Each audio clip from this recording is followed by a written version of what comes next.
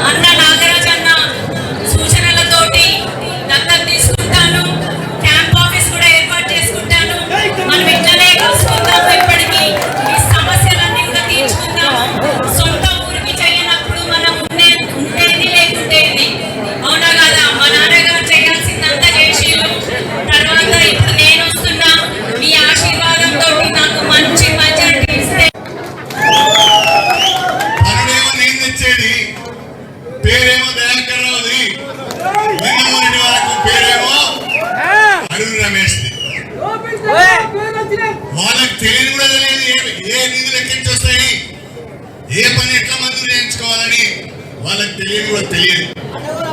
అయినా నేను ఎన్నడూ బాధపడలేదు.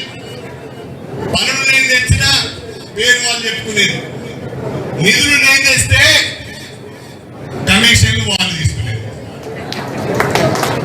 నేను ఏ ఒక్కరి దగ్గర ఏనాడు పర్వతగిరి బిడ్డగా ఎక్కడ కూడా మీకు తలవంపులు తెచ్చే తప్పని నేను చేయలేదు. ఏ ఒక్కడు